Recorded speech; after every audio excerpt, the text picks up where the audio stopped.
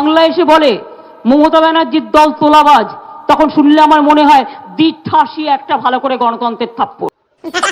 ন্যায়েন রাজ্যম লবণেন ভোজ্যম। এখন হাসিটা শুনে লোকে বলে পাগল। পাগলা কারদ কোথায় আছে নেই বুঝিতা জানা। মন ছুঁয়ে গেছে তাই জন্য, আর এই দইকে আমি পৃথিবী বিখ্যাত করবো এবার। হেরে গেল লকেট, রচনা দিদি কই? হেরে গেল লকেট, রচনা দিদি কই? এবার হুগলিবাসীর কপালে জুটবে শুধু টক দই, টক দই, টক দই। নমস্কার বন্ধুরা, চলে এসেছি তোমাদের সামনে একটা ব্র্যান্ড নিউ ভিডিও নিয়ে। আজকের ভিডিওর টপিক হচ্ছে মমতা বন্দ্যোপাধ্যায় মাননীয় মুখ্যমন্ত্রী এবং রচনা ব্যানার্জি দিদি নাম্বার 1। তো কি ভিডিওটা লাইক করে দাও, ভিডিওটা ফুল ওয়াচ করো। আজকের ভিডিওটার মধ্যে পুরো ফুল মজার মজা।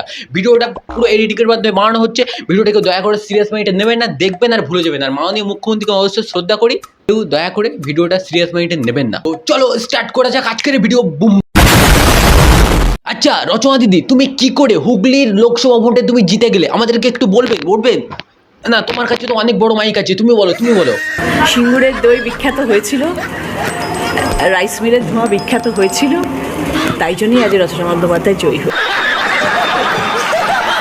আচ্ছা রচনা দিদি, তোমার এই টক দই এই টক দই তো এত ভালো লাগে কেন? রচনা দিদি এত ভালো লাগে কেন?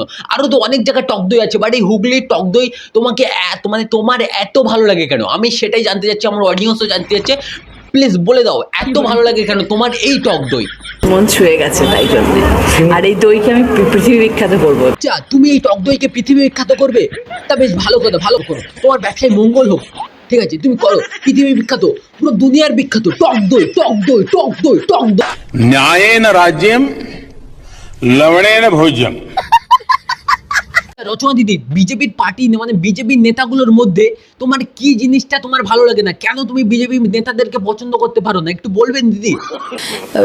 এক তো সঠিকভাবে বাংলাটা না বলা, পশ্চিমবাংলায় এসে ভাষণ দিতে গেলে বাংলা না করে বাংলা বলাটা বেটার লাগবে শুনতে। তো এই জন্য তুমি বিজেপির নেতাদেরকে পছন্দ করতে পারো না? তো ঠিক আছে, বিজেপির নেতাগুলোকে বলছি তোমরা ভালো করে বাংলা বলা শিখবে। ঠিক আছে, বাংলাকে বাংলা বলবে,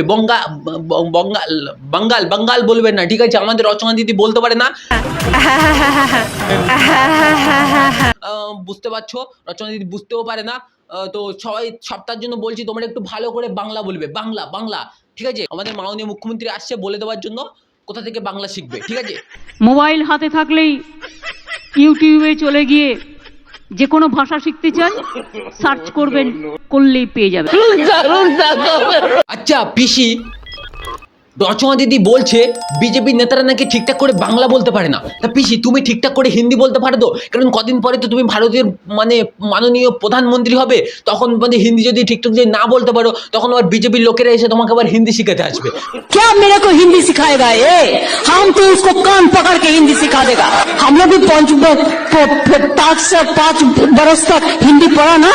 मुंह से सुपारी निकाल के बात कर रहे बाबा। वो हमको हिंदी सिखाता है, वो तो टेलीप्रॉम्प्टर देख के बोलता है, गुजराती भाषा में लिख के।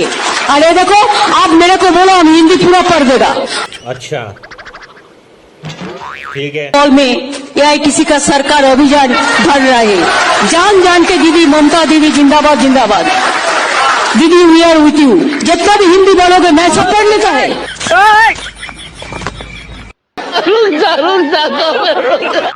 हम तो गुजराती का भी हमारा याद है।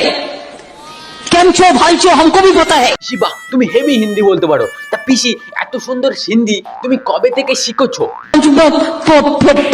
5 बरस तक हिंदी पढ़ा ना। ये मुंह से सुपारी निकाल के बात कर रहे बाबा। বন্ধুরা ভিডিওটা এখানেই শেষ করছি। ভিডিওটা দেখো, ভালো যদি লাগে বন্ধুদেরকে শেয়ার করে দিও, সাবস্ক্রাইব করতে ভুলো না। দেখা হবে পরে একটা নতুন ইন্টারেস্টিং ভিডিও নিয়ে খুব তাড়াতাড়ি।